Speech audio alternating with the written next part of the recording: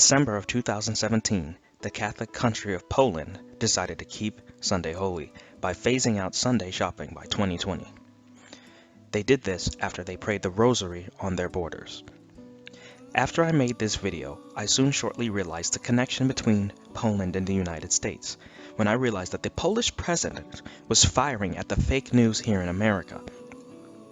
Through this method, an alliance would be formed that would lead America, especially conservatives, to look upon Poland as the example to be followed. This example would lead what is supposed to be Protestant America to look at Catholic Poland and all that she does, including here trying to keep Sunday holy, as beautiful things. 4 months later, an article came out entitled "Taking Sunday Seriously, Poland Leads the Way," that confirmed my exact ideas. National Catholic Register was giving Protestant America advice.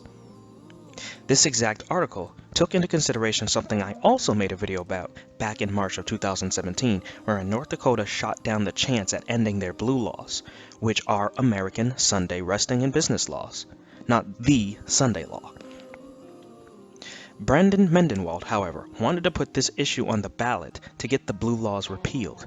However, they failed in getting enough signatures, and in January of this year, 2018, they threw in the towel, so to speak. This means that the blue laws are still on the books for North Dakota, and that they are also now being used as an example. The efforts to supposedly get rid of the blue laws are not at an end, as they have an entire website for North Dakota dedicated to this issue. However, students of prophecy know that regardless of how this issue plays out, the actual Sunday laws will absolutely come into effect beginning in America.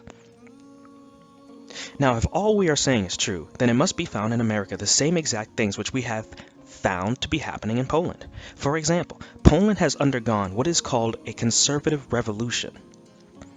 After this, they began to pray the rosary on their borders, and then they fought for Sunday to be a day of rest. In America, we are currently undergoing what can be termed as a conservative revolution, wherein more conservative values are coming into play in many people's lives. This is absolutely needed to generate the false revivals that will lead the majority of the people to think that God is with them. Then, too, as the Pope has asked Poland to do, so too America then must begin praying the rosary. And like clockwork, this is exactly what is happening in America. Headline: Over 40 nations unite spiritually on Sunday to pray the rosary for Our Lady's help in fighting evil. It says Catholics in more than 40 countries across the world will unite this Sunday to fight the forces of evil prowling the earth and the church by praying the rosary.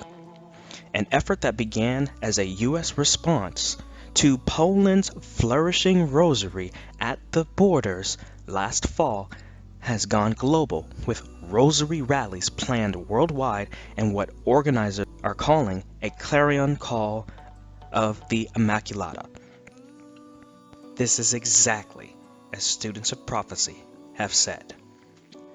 Now, what should we expect next? Should we then not be on the lookout for Sunday laws, or at least business laws? Remember that North Dakota has failed in achieving their blue laws being repealed. Not only this, but the issue will once again be brought to the forefront in 2019 in North Dakota. Now, there's one more cog in the wheel to set this all in place to prove that Sunday laws are indeed coming.